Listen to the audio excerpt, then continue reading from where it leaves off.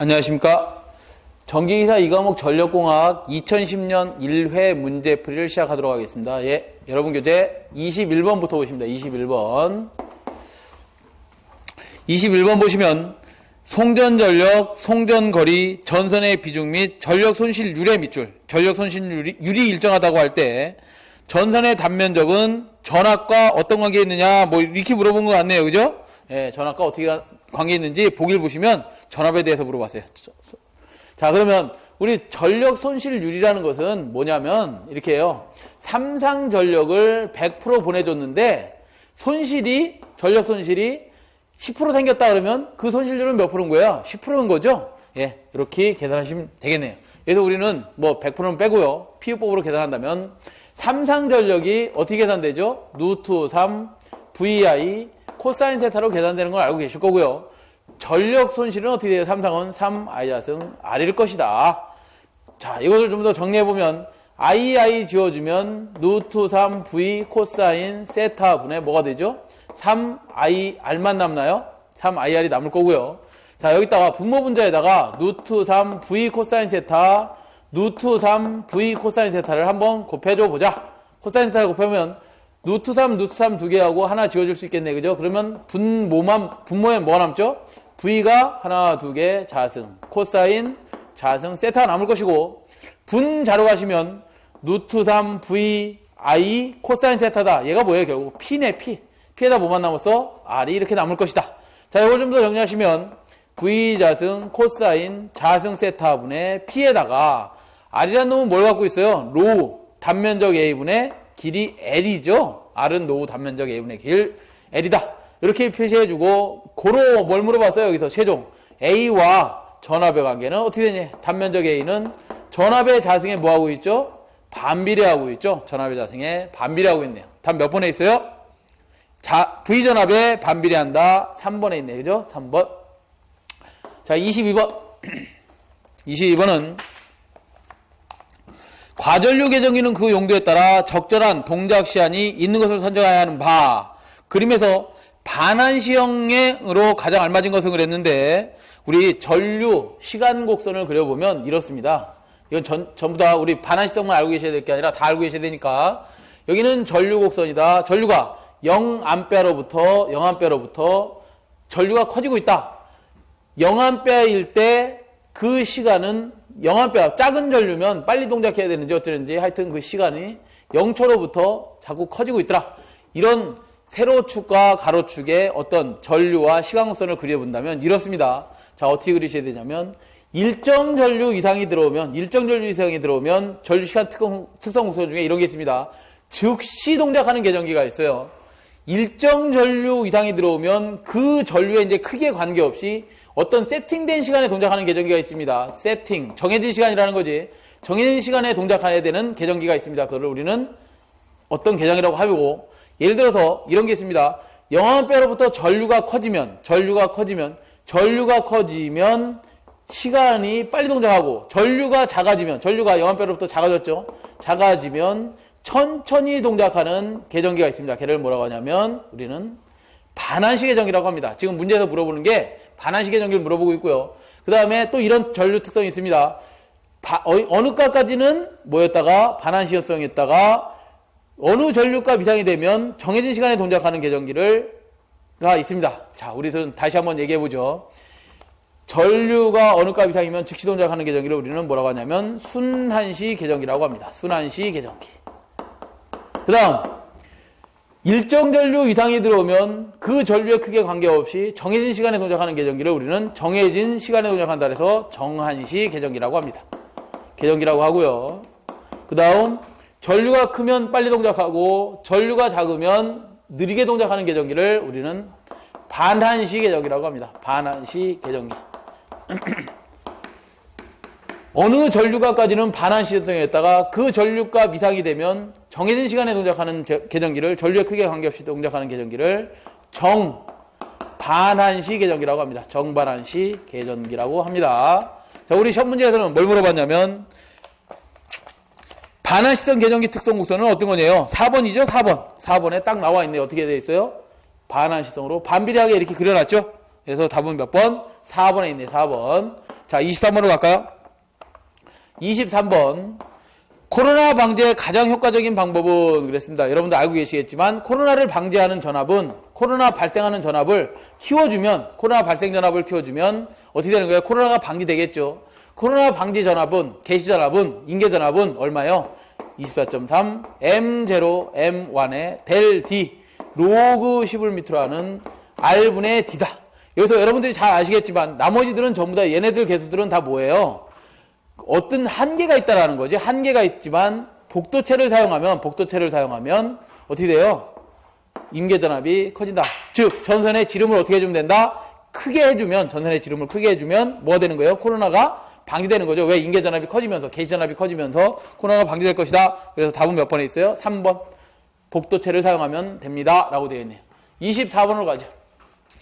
자, 24번 보시면 전격 전압이 7.2kV, 차단 용량이 100MVA인 삼상 차단기에 전격 차단 전류를 계산하시오 그랬어요. PS 우리 차단 용량은 어떻게 계산하죠? 두 가지 방법이 있죠. 차단 용량 계산하는 방법은 첫 번째 %Z가 주어지는 경우가 있고 두 번째 %Z가 주어지지 않는 경우가 있습니다. 자, %Z가 주어졌다 그러면 어떤 것이 있어요? %Z가 주어졌을 때 PS는 이렇게 계산하지 않나요? %Z분의 100에 PN으로 계산하시고 %Z가 주어지지 않았다 그랬을 때 PS 단락 용량은 어떻게 계산한다? 상계수에다가 상계수 곱하기 전격 전압 곱하기 뭐예요? 전격 차단 전류를 계산해 주죠. 차단 전류를 이렇게 곱해주면 뭘 구할 수 있다? PS를 구할 수 있다. 여기서는 이 문제에서는 % 임선수를 주어지지 않고 PS 값을 주어지고 삼상이라고 주어지고 전격 전압을 주어지고 누구 구하라 했어? 전격 차단 전류 구하라 그랬네요. 자, 그러면 전격 차단 전류 IS는 어떻게 계산하는 거예요? 얘를 IS로 계산한다면 루트 3 상계수가 뭐예요? 삼상이니까 3 곱하기 전격 전압분의 PS 단락 용량 집어넣으면 되겠죠. 그러면 계산이 가능하겠다. 루트 3 곱하기 전격 전압이 몇 킬로볼트? 7.2kV가 주어졌네요. 7.2kV입니다. 킬로볼트가 주어졌고 기본 단위를 서로 맞춰줘야 돼. PS가 몇 주어졌어요? 100MVA 주어졌으니까 100 곱하기 KVA로 바꾼다면 KVA로 바꿔야지 되겠지. KVA로 바꾼다면 얘가 어떻게 되겠어? 10에 몇 승? 3승 해줘야지만 드디어 KVA가 된 거죠. 그래야 킬로볼트 지워져야 몇 암페어가 나올 거 아니야. 그죠? 킬로볼트 지워지니까 암페어가 나올 거 아닙니까? 답은 얼마예요? 잠깐만요. 카로다 구하라 그랬네. 암페어로 구하라는 게 아니라 카로다 구하라 쓴다 그러면 암페어로 계산된 거에다 몇 승 해줘야 돼? 10에 마이너스 3승 해줘야지만 몇 카가 나오는 거죠? 답은 몇 번? 8카가 나오네. 8카. 답 4번에 있네. 그죠? 자, 25번으로 가겠습니다. 25번은 한상의 대지 정전량이 0.4 마이크로페어, 주파수가 60Hz인 삼상 송전선이 있다. 이 선로에 소리액터를 설치하려고 한다. 소리액터의 공진 리액턴스는 약 몇 오음인가요? 밑줄 오음. L값을 구하라는 거예요. X값을 구하라는 거예요. 우리 리액턴스 X다 그러면 얘가 뭐예요? 오메가 L값을 갖고 있는데 얘의 기본 단위는 뭐예요? 오음이죠. 여기서 L은 뭐예요? 인덕턴스고 얘의 단위는 뭐야? 헨리죠. 인덕턴스를 구하라 그랬는지 리액턴스를 구하라 했는지 잘 보셔야 됩니다. 지금은 뭐가 그래서 오음 값 구하라 그랬으니까 리액턴스 값 구하라는 거네요. 그죠? 우리 소리액터 접지 방식에서는 이 오메가 L 값과 뭐를 3 오메가 C분의 1을 서로 무슨 공진을 시켜놓은 거야? 병렬 공진을 잡아놓은 거죠. 여기서 얘 X값 구하라 그랬네. X값 얘를 X로 표시한다면 X값은 이렇게 표시하면 되겠죠. 3 곱하기 오메가는 얼마예요? 2파이 F 곱하기 C분의 어떻게 하면 되겠어? 1하면 되겠죠. 자, 3 곱하기 2파이 곱하기 주파수가 몇 Hz 주어졌어요? 60Hz 주어졌나요? 60Hz가 주어졌고 C가 얼마 주어졌어요? 0.4가 주어졌는데 자 볼까요?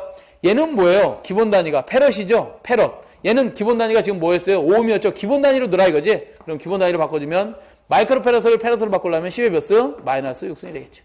분의 1 하시면 계산이 된답니다. 얼마? 2217오hm. 답 몇 번? 4번에 있네. 4번. X값을 구하라는지 L값을 구하라는지 잘 보셔야 되겠습니다. 자, 그 다음 26번으로 갑니다.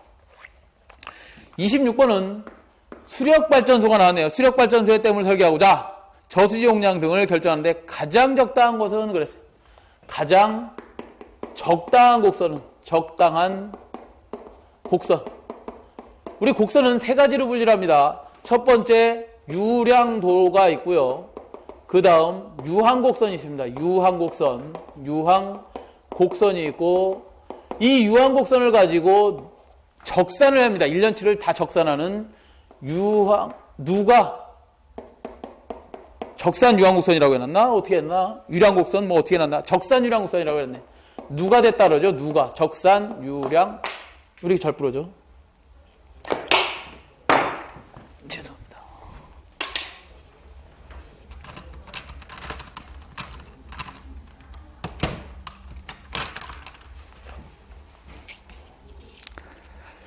적산 유량 곡선이라는 게 있습니다. 또는 얘를 누가 적산 곡선이라고도 합니다.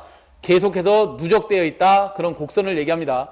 자, 그러면 이 유량도는 뭐냐면 일수와 유량을 가로축으로 나타내고 세로축으로 유량을 나타내고 뭐 하는 거야? 유량도는 오늘 비가 요만큼 왔다. 내일 이만큼 왔다. 그 다음날 요만큼 왔다. 그 다음에 달에 이만큼 왔다. 그 다음 달에 이만큼 왔다. 뭐 10월 됐더니 비가 조금 오더라. 뭐 이런 것들을 매일의 일수에 대해서 유량을 표시한 거고요. 유항곡선은 뭐냐면 얘들을 큰 거부터 순서대로 잡아놓은 겁니다. 이게 유항곡선이고, 적산 유량곡선은 뭐냐면 이걸 가지고 어떤 기준점을 만듭니다. 기준점을 만든 다음 물이 요만큼 차여 있다 또는 요만큼 있다. 근데 발전량은 이만큼 해야 되겠다. 발전량을 이만큼 할 때 물이 얼만큼 부족한지 저수지의 진짜 발전량을 계산할 때 사용하는 게 적산 유량곡선입니다. 그래서 가장 적당한 것은 적산 유량곡선이다. 그래서 답은 2번이 되겠네요. 2번. 다음 27번으로 갑니다. 변전소에서 접지 보호용으로 사용되는 계전기의 영상전류의 밑줄. 영상분을 검출한다 그러면 무조건 영상변리 갖고 하면 되겠죠. ZCT를 우리는 영상변리라고 합니다. 제로 커런트 트랜스포머 영상변리 가지고 영상전류를 검출합니다. 그러면 정상적인 전류, 뭐 부하전류라든가 부하전류인데 과부하전류가 흘렀다, 과전류가 흘렀다, 이런 것들은 누가 검출하는 거예요? 뭐하고? OCR 가지고. 영상분은 근데 어떨 때 생기는 거야? 영상분은 어떨 때 생기는 거예요?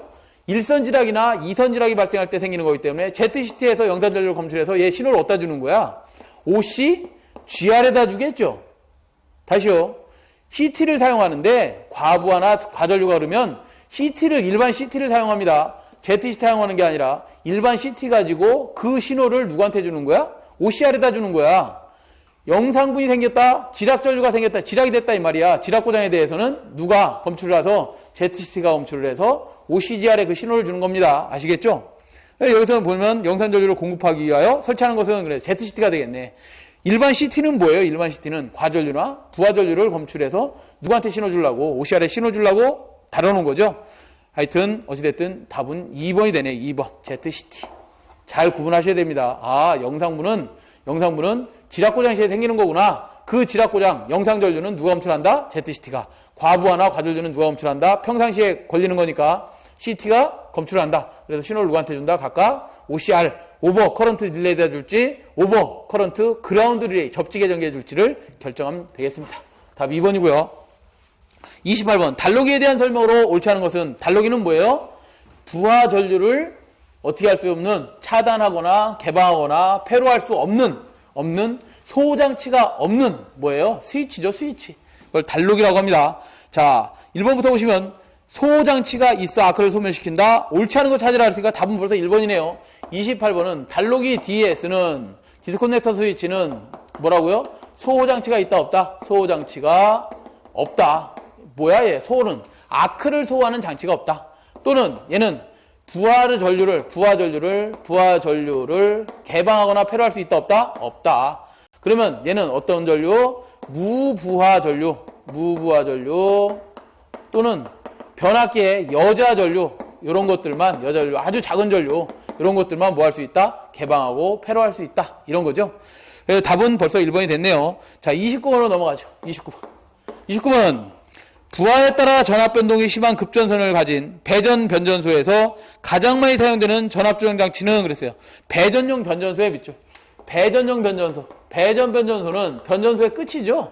배전 변전소는 우리 변전소에서는 이제 끝부분 아니야. 왜? 우리가 발전단에서 발전하는 전압 22kV 정도 발전됩니다. 이 발전된 전압을 1차 변전소에서 22kV를 뭘로 765kV로 승합하는 변전소가 있을 거고 다시 765를 2차 변전소에서는 어떻게 하는 거야? 765를 154나 3, 4호로 다운시키겠죠. 뭐 154로 다운되겠다고 하죠. 그러면 배전용 변전소 이제 최말단에 있는 배전용 변전소에는 변압기를 두고 154kV를 얼마로 우리가 배전하는 전압 22,900으로 다운을 시키겠죠. 그럼 여기에서의 전압 조정을 누가 한다?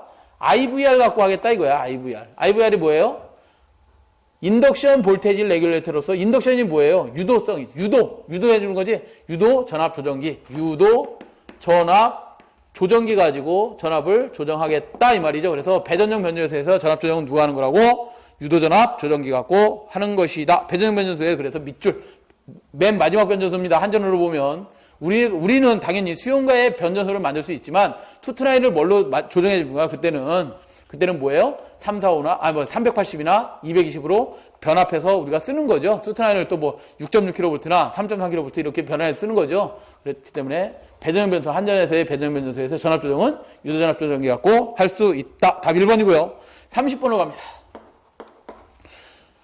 자, 30번은 6.6kV 삼상 3선식 배전선로에서 완전 일선 지락 고장이 발생하였다. 뭐 비접지란 말은 안 나오네요. 어찌됐든 그림을 주어졌으니까 비접지죠. 삼상 3선식 배전선로에서 삼상 3선이니까 일단 비접지겠네. 완전 일선 지락 고장이 발생했을 때 GPT 2차에 나타나는 전압은 그랬습니다. 자, 무슨 소리냐면 좀 상당히 어려운 이론 중에 하나인데요. 여러분들 30번 이쪽으로 좀 넘어와서 아시죠? 그림을 좀 그려야 되니까. 30번은 이런 겁니다. 전원을 따서 이렇게 전원을 가지고 2차 측 전원을 가지고 부하를 걸어서 쓰겠죠. 이렇게 부하를 걸어서 씁니다. 근데 이 부하에 예를 들어서 고장이 발생을 합니다. 이렇게 지락 고장이 발생을 하면 그 지락 고장이 발생한 전류를 검출할 수 있는 능력이 없어. 왜? 만약에 대지와 충전되고 있는 요 C값이 아니면 그 고장 전류가 타고 올라갈 때가 있어요? 없어요? 없지. 왜? 비접지다 보니까. 그 비접지다 보니 얘 고장 전류가 타고 올라가야 되는데 그 고장 전류가 얼마나 작냐면 IG는 지락 전류는 루트 3의 오메가 CV만큼의 지락 전류가 뜨거든요. 그럼 이게 얼마나 작은 전류냐 도대체. C라는 놈은 뭐예요? 단거리에서 길이가 안 곱해진 10의 몇 승을 갖고 있어? 마이너스 6승의 전류 크기를 갖고 있습니다. 10의 마이너스 6승 페럿이기 때문에 얘 지락 전류 전체적으로 따지다 보면 뭐 전압이 2차 측 전압이 6.6이라 그랬어요? 몇이라 그랬어? 6.6kV에 얼마 쓰겠지? 6.6kV라고 치자 여기가 2차 측 전압이 6.6kV라 그래도 10의 마이너스 6승 하니까 전류값은 대단히 작죠. 0. 얼마 나올 겁니다. 0. 몇 암페어 미리암페어로 막 나올 거야. 이 미리암페어로 나오다 보니 고장 전류를 검출할 수가 없어. 그러면 어떻게 해야 되느냐 얘를 고장 전류를 검출할 수 없으니 얘를 고장 전류를 검출하기 위해서 여기다 강제로 접지를 잡습니다. 쪽에다가 변압기에 델타 변압기 2차 측에다가 강제로 접지를 잡는데 접지를 뭘로 잡느냐? PT를 이용해서 잡습니다. PT가 뭐예요? 포텐셜 트랜스포머. 2차 측 PT를 이용해서 얘도 변압기죠. 계기용 변성기잖아. 계기용 변압기. 이 변압기의 중성점을 강제로 이렇게 접지를 잡습니다.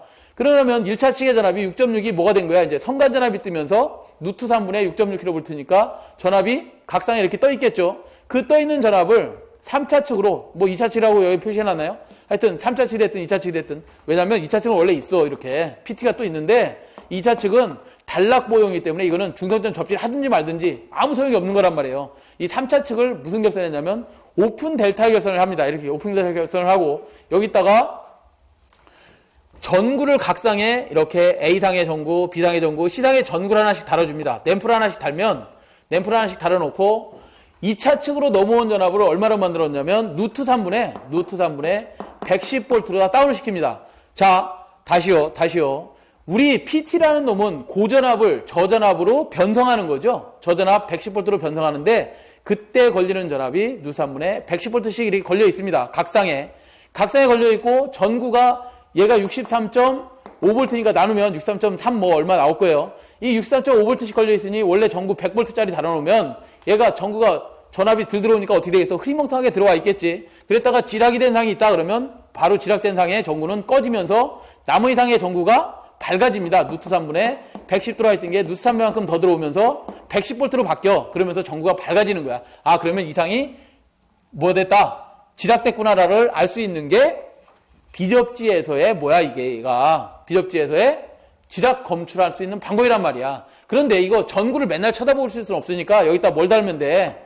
부저 하나 달아놓으면 어떻게 되는 거야? 이 부저가 지락되면 삐 울리면서 뭐예요? 아, 고장이 발생했습니다. 전구를 딱 쳐다보면 A상이 만약에 예를 들어서 지락됐다. A상 전구가 꺼졌다 그러면 A상에 지락 발생했구나 라고 찾을 수 있는 거겠죠. 이걸 우리는 GPT 설비라고 합니다.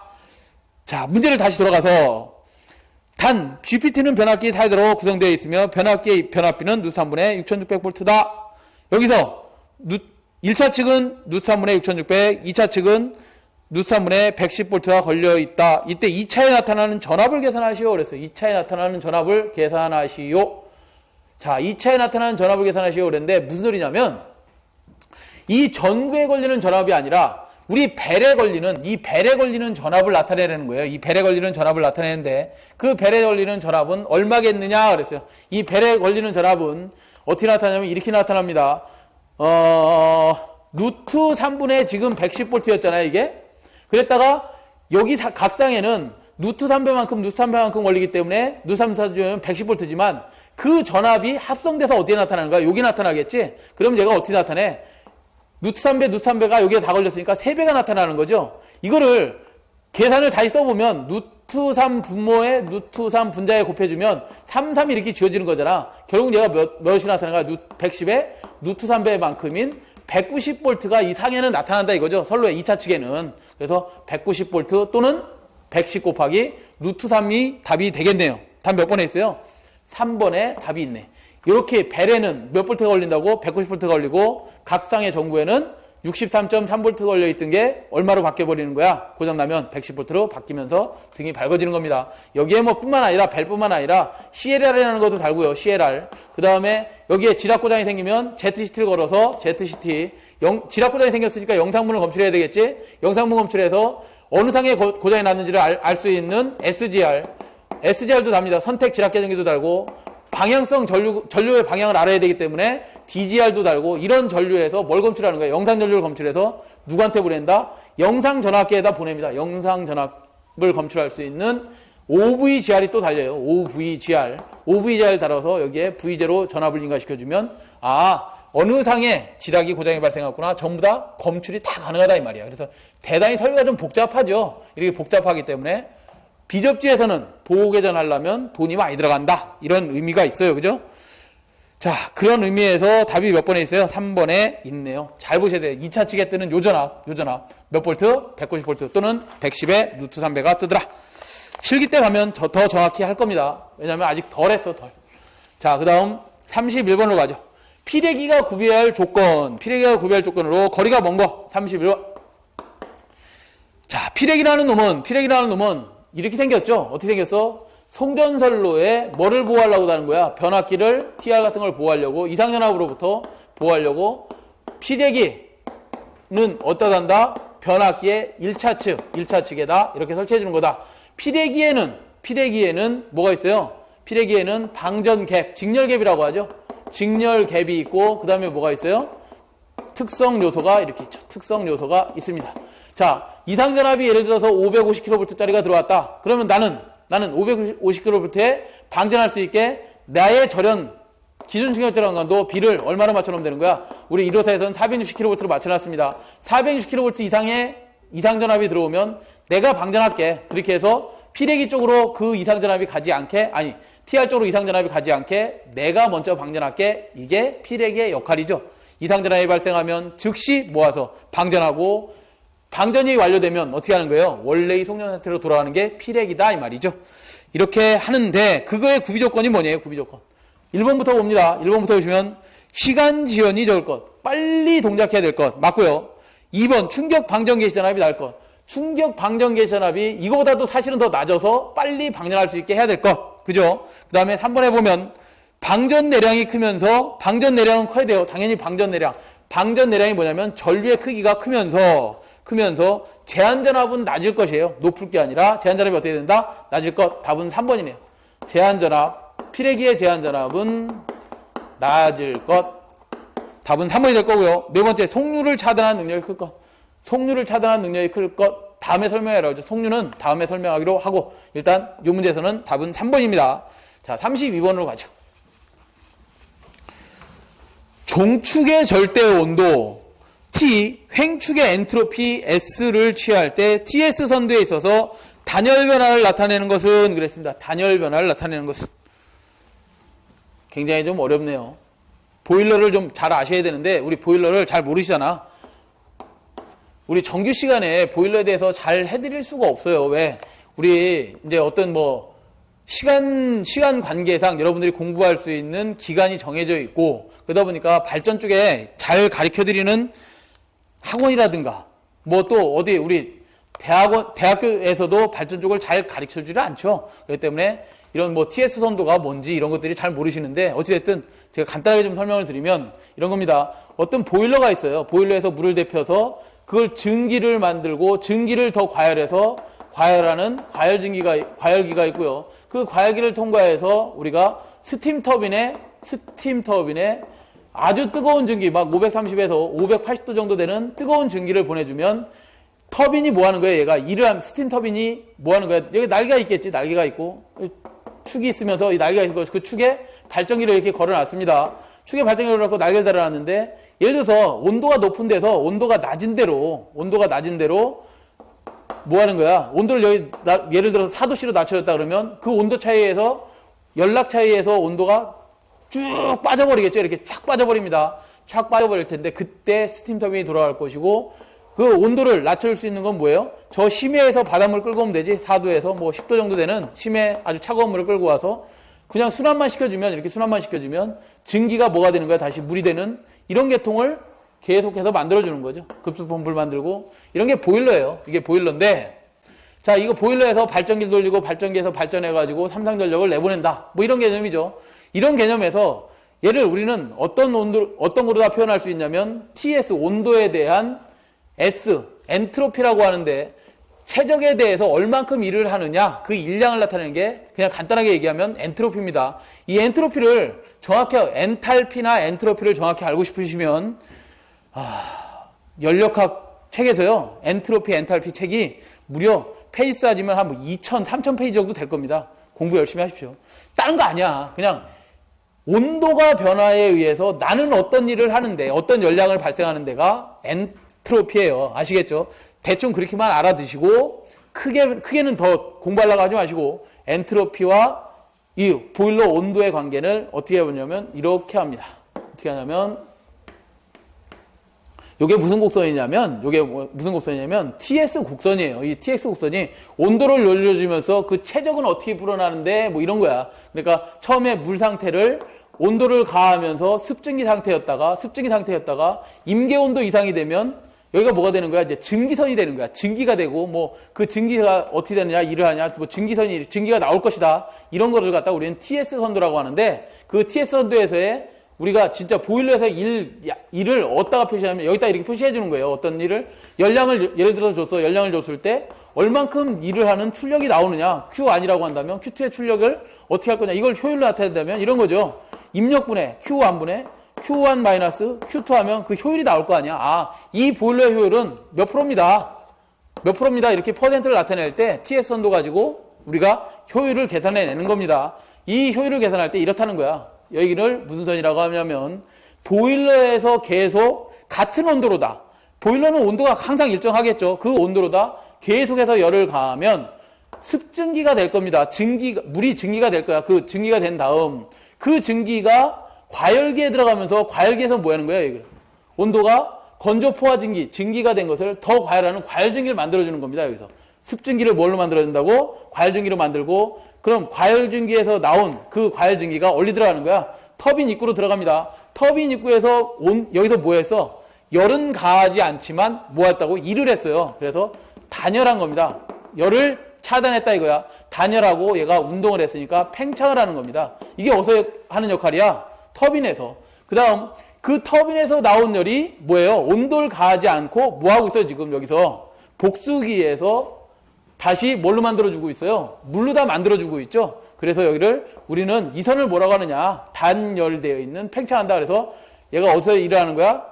단열 팽창하고 있는 스팀 터빈에서의 일량을 이렇게 표시하고 있어요. 그래서 얘는 여기서는 뭐라고? 이건 복수기에서 하는 거고, 이것은 터빈에서 하는 거고, 이것은 보일러에서 등온, 같은 온으로 다 뭐 시키고 있어? 일 시키고 있죠? 같은 온으로 다 일을 시키는 등온 뭐라고 할 수 있을까? 팽창이라고 할 수 있겠네. 등온 팽창선이고, 여기에 급수 펌프에서 압력을 가해서 다시 보일러에서로 만들어주는 이런 역할들을 하는 게 각각의 요게 TS 선도입니다. 그래서 일자로 되어 있는 단열 팽창은 어디에 있느냐? 그래서 단열 변화는 4번에 보시면 요 일자로 되어 있잖아요. TS 선도에서 일자로 되어 있는 부분, 거기가 어디예요? 스팀 터빈에서 일하는 부분, 그걸 4번이라고 이렇게 표시하고 있는 겁니다. 상당히 좀 여러분들이 공부를 깊게 해야지만 알 수 있는 문제. 자, 그 다음 33번으로 가죠. 가공전선로에 사용되는 전선의 구비조건으로 바람직하지 않은 것은 전선의 구비조건. 전선의 구비조건 이렇게 외우자. 헐. 경기도 내비가 접속이 이걸 하지 마시오. 저희 했던 거로 하시오. 경기도에 비가 분해로 하죠. 경기도에 비가 온답니다. 자, 경제적일 것, 기계적 강도가 어때야 된다? 클 것, 도전율이 클 것. 도전율이 뭐예요? 전류가 잘 흐르는 성질, 도전율이 클 것. 애자는 빼시고요. 비중이 어떻게 돼요? 무게가 들 나가야 된다는 거죠. 비중이 작을 것. 가요성이 풍부할 것. 그 다음에 부식성이 강할 것. 내구성이 있을 것. 이렇게 외우시라 이 말이야. 풀이 참고하시고 여러분들은 헐은 뭐예요? 허용전류가 클 것. 이렇게 외워두십시오. 경기도 경기도에 비가 분해 이렇게 외우시면 될 것 같습니다. 그 중에서 구비조건으로 바람직하지 않은 것을 물어봤으니까 1번 보시면 비중이 클 것이 아니라 작아야 되지. 비중은 가벼워야 될 것이라 그랬잖아. 비중 어디서 비중이 작을 것. 답은 1번이 되겠네. 34번으로 갈까요? 자, 34번. 소원리에 따른 차단기의 종류와 그 특성에 연결이 바르지 못한 것은 그랬습니다. 소호원리라고 해놨는데 소호원리의 밑줄. 소가 뭐야? 아크를 끄는 능력.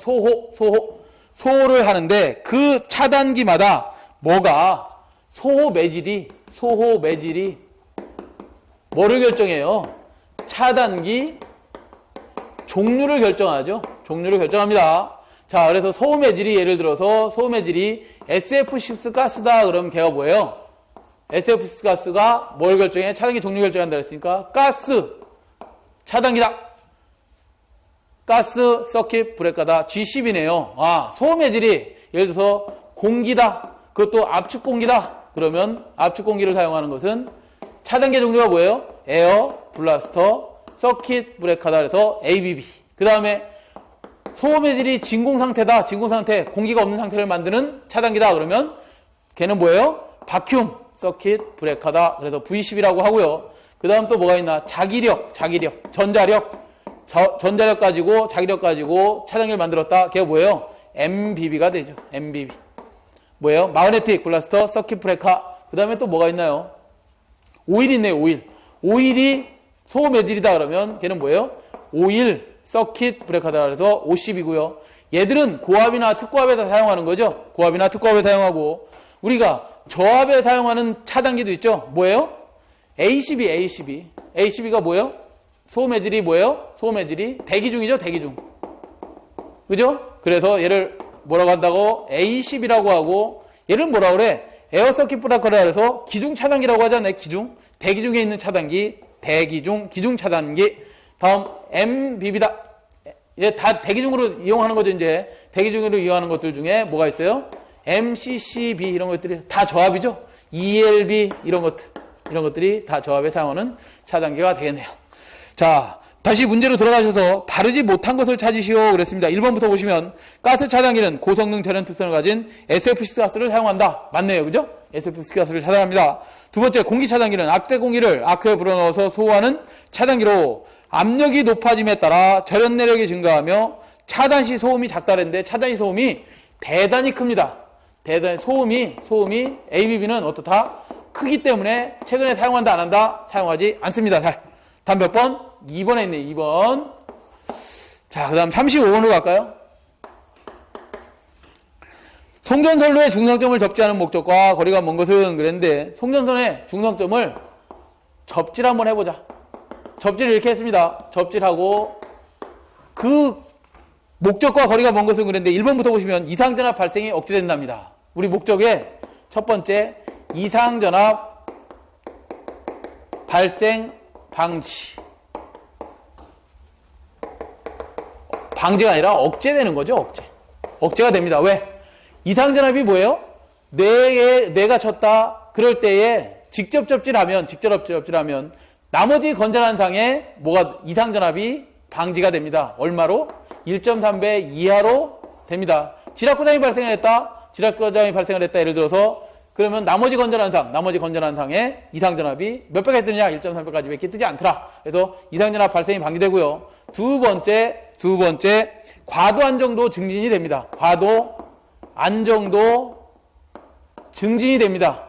어느 방식에서? 직접 접지가 아니라 소리액터 방식에서. 그러면 직접 접지의 목적 중에 왜 이거 직접 접지를 해놓고 직접 접지가 아니죠. 중성점 접지 방식의 목적이죠. 중성점 접지 방식 목적에서 왜 과도 안정도 증진이 되느냐?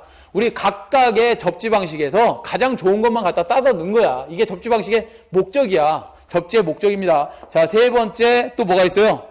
보호계전기의 신속한 동작. 보호계전기 신속한 동작. 얘는 뭐예요? 신속한 동작이 직접 접지 방식에선 지락전류가 대단히 크다. 여기다가 CT 하나만 걸어놓고 OCGR이나 이런 거 달아놓고 뭐 지락전류 검출 얼마든지 가능하다. 지락전류가 워낙 크니까 3I0잖아요. 그죠? 3I0만큼 크니까 얼마든지 보호계전기 동작이 신속하다. 만약에 이게 비접지나 소리액터 접지로 가시려면 뭐 해야 되는 거야? 보호계전기 적용 자체가 불가능한 거죠. 그러니까 결국은 뭐예요? 모든 접지 방식에서 좋은 것만 갖다 써놓은 것이다. 답은 몇 번에 있어요? 3번에 보면 송전량이 증가? 송전량이 증가되나? 접지한다고? 아니죠. 답은 3번이 되겠네. 답은 몇 번이라고요? 3번이 답이 됩니다. 3번이 답이 됩니다. 송전량 증가는 되지 않습니다.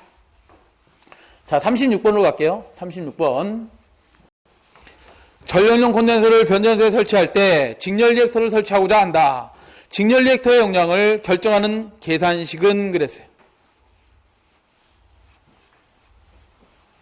자, 무슨 소리냐면 이런 거죠. 36번은 전력용 콘덴서를 어떤 차단기를 거쳐서 전력용 콘덴서를 설치했답니다. 이렇게. 전력용 콘덴서를 설치했는데 이 전력용 콘덴서를 설치할 때 전력용 콘덴서를 뭐 하겠어? 투입하거나 오프할 때가 있겠죠. 투입할 때는 투입하는 목적이 뭐예요? 전력용 콘덴서를 진상을 어디다 공급하려고? 진상 무효분을 어디다 공급하려고? 개통 공급하려고 하는데 문제가 있습니다. 투입할 때 어떤 문제가 생기냐면 과전압이 나오고 모선 전압을 다운시켜버리고 고조파가 막 견하고 이렇습니다. 그렇기 때문에 이 투입할 때 고조파라든가 이상전압을 방지하기 위해서 여기다 뭘 달죠? 잔류전압. 이 잔류전압 때문에 그런 거니까 병렬로 DC 코일을 답니다. DC 코일을 달으면 이상전압이 없어지겠지. 잔류전압이 안 나오니까. 그럼에도 불구하고 잔류전압가 남아있다. 그럴 때 투입을 하거나 그러면 뭐예요? 여기서 5고조파가 견나온다고 했으니까 그 5고조파를 제거하려고 여기다 중간에다가 뭘 설치해야 된다? 시리즈 리액터, 직렬 리액터를 설치해야 된다. 그때 이 직렬 리액터와 콘덴서의 크기 결정을 어떻게 하는데 5조파 제거용 얘는 뭐라 해서 직렬 리액터니까 5고조파용 직렬 리액터 오메가의 X 이거죠 사실은. 5고조파용 X는 어떻게 하면 되는 거야? 5고조파용 XC에 대한 역수를 취해주면 서로 얘가 뭐 하는 거야? 공진을 잡아오는 거지 이렇게 해주면 됩니다라는 거야. 그게 뭐예요? 5 오메가 L 값이죠. X는 5옴이고 오메가 L을 곱한 게 X 값이니까 이렇게 하고 5에다가 오메가 C분의 1이었다. 근데 여기서 뭘 구하라 그랬어?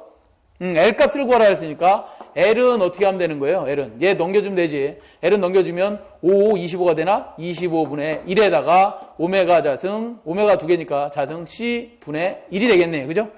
이렇게 계산해주면 됩니다라는 거예요. 됩니다. 다 계산했네 이거를.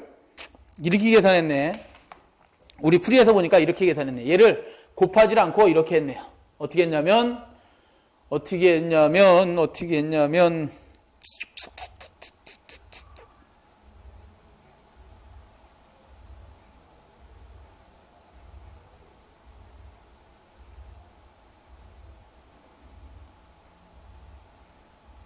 이렇게 했네요. 어떻게 했냐면 이렇게 했죠.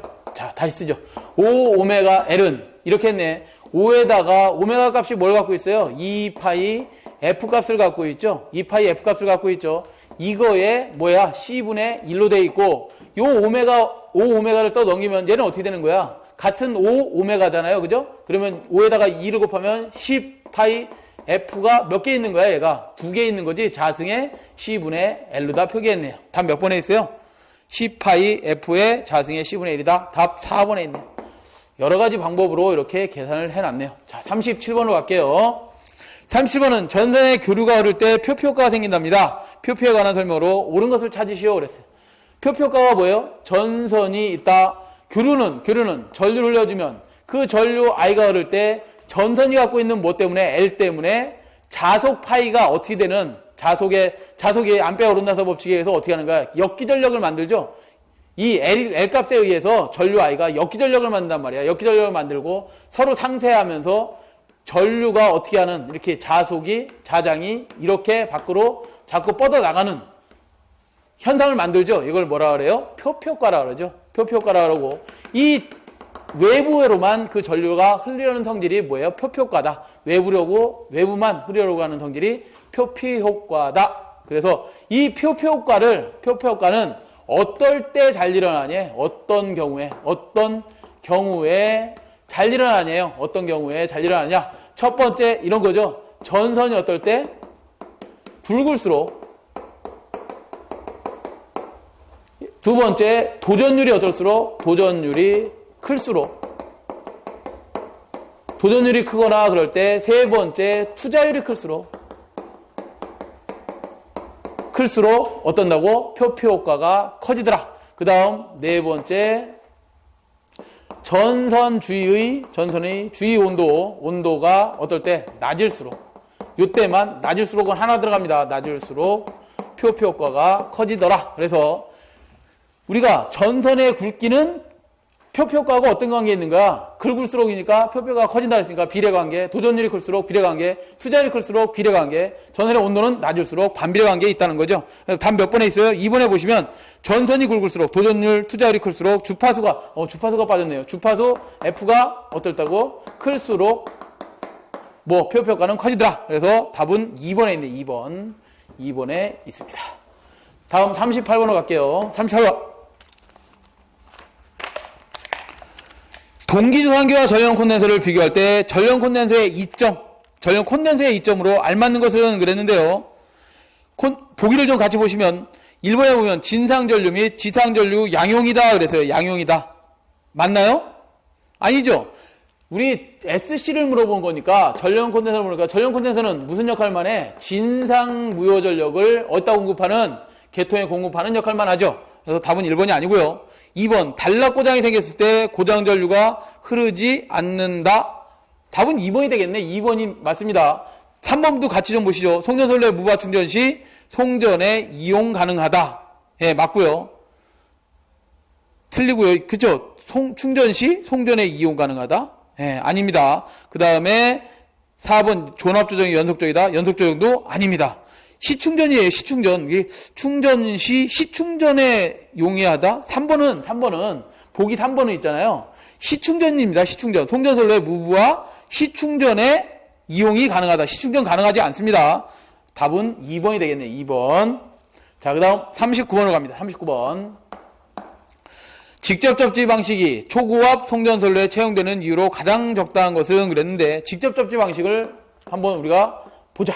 직접 접지 방식은 지락고장이 발생을 하면 지락전류가 대단히 큼으로써 지락전류 IG가 얼마죠? 3I0만큼 대단히 큼으로써 뭐예요? 보호개전기 동작이 확실하죠? 그 다음에 직접 접지는 대지와 어떻게 되어 있는 거야? 전선으로 또는 철선으로 뭐 하는 거야? 직접 접지해놨기 때문에 대지 전위가 몇 볼트? 0볼트다. 그러면 이론적으로 중사점의 전위도 0볼트이기 때문에 절연을 어떻게 할 수 있어? 절연을 약하게 할 수 있죠. 절연비를 저감할 수도 있고 이상전압이 발생하더라도 건전한 상 나머지 이상전압이 여기에 발생했겠죠. 나머지 건전한 EA, EB 얘가 EC라면 EA나 EBC상의 전압은 전위가 상승된다 안 된다? 되지 않는다. 왜? 1.3배만큼밖에 안 된다. 나머지 비접지라든가 이런 것들은 누수 3배 이상 되는데 얘 뭐예요? 직접 접지에서는 이상전압 발생이 적더라. 뭐 이런 장점이 있죠. 자, 1번부터 보시면 가장 적정한 것은 개통의 절연 레벨을 적용할 수 있다. 왜? 1번이 답이 되네요. 1번이 답이 되는데 왜? 개통의 절연이 이상전압이 높지 않기 때문에 개통의 절연을 낮출 수 있는 거죠. 또 여기 중성점에서 단자까지 절연도 낮출 수 있겠죠. 저감 절연도 가능합니다. 왜? 단자 전압에 대해서 단자 전압이 있다면 단자 전압, 중성점 전압은 0볼트이기 때문에 전압 차이에 의해서 계단적으로 뭐 할 수 있는 거야? 절연할 수 있고 불가능하기 때문에 계단 절연은 불가능하기 때문에 저감 절연이 가능하다. 그래 절연비를 대단히 아낄 수 있는 장점이 있습니다. 1번이 답이 됩니다. 자, 40번으로 갈게요. 마지막 문제 40번. 자, 40번은 시험에 아주 잘 나오는 문제입니다. 다음 내용에 들어갈 것으로 알맞는 것은 그랬습니다. 송전선로의 전압을 2배로 승합할 때 동일 조건에서 공급 전력을 동일하게 취하면 선로 손실은 1번 선로 손실 물어봤네. 선로 손실을 물어봤고요. 그 다음 두 번째 승합전의 기역으로 되고 선로 손실률을 동일하게 취하면 공급 전력은 그랬어요. 손실률이 일정할 때 공급 전력은 물어봤어요. 그러면 첫 번째 선로 손실부터 한번 보자. 선로 손실은 첫 번째 거는 선로 손실은 어떻게 해요? 3i 자승 r이다. 그러면 3에다가 i는 루트 3 v 코사인 세타분의 p의 자승의 r이네요. 루트 3의 자승 3 똑같네. 그러면 뭐만 남어? v 자승 코사인 자승 세타분의 p의 뭐예요? 자승의 r이 남죠. 이렇게 남는데 여기서 뭐 물어서 전력 손실은 어떻게 되느냐? 전력 손실은 얘가 PL은 이런 관계에 있는 거죠. 어떤 관계? V 자승의 반비라는 관계에 있으니 얘는 다시 써보면 전압이 몇 배 됐다 그래서 2배의 자승의 1이다. 결국 뭐예요? 4분의 1이 될 거네요. 그죠? 첫 번째 거가 4분의 1승이고요. 그 다음 전력 손실률이 동일할 때 전력 손실률이 같을 때 P와 V의 관계는 어떠냐요? 2번은 이렇게 풀어야 되겠죠. K는 삼상 전력을 100으로 하고 봤을 때 그때 생기는 손실에 대한 비를 전력 손실률이라고 하죠. 이걸 다시 써보면 삼상 전력은 어떻게 돼? 루트 3 VI 코사인 세타분의 PL은 3I 자승 R이다. 이걸 100분율로 나타낸 것이다. 이거 피법으로 우리 나타내자. 피법으로 나타내면 여기에 곱하기 II 지워주고 뭐만 남어? 루트 3 V 코사인 세타 3IR을 남는데 분모 분자에 루트 3 V 코사인 세타를 한번 곱해보자. 루트 3 V 코사인 세타를 곱해보자. 루트 3 지워질 수 있죠. 그러면 분모에는 뭐만 남어? V 자승 코사인 자승 세타가 남고 분자에는 뭐가 남나요? 루트 3 V I 코사인 세타. P에다가 R이 남는구나. 여기서 뭘 물어봤어? P와 무슨 관계? 전압 V 자승의 관계를 물어봤죠. 서로 무슨 관계에 있는 거예요? P와 V 자승은 서로 자승에 비례하는 관계에 있는 거지. 자, 그럼 P는 어떻게 돼? 전압이 2배 됐으니 자승이면 4배가 되겠네. 4배. 맞아요? 답 몇 번에 있는 거예요? 기억은 1번 거는 4분의 1이고 2번 거는 4배니까 답은 1번에 있네요. 1번. 자, 이렇게 구하시면 될 것 같습니다. 상당히 좀 까다로운 문제 중에 하나예요. 자, 이렇게 해서 우리 2010년 1회 전기기사 2과목 전력공학 문제를 풀이를 모두 마치도록 하겠습니다. 네, 수고하셨습니다.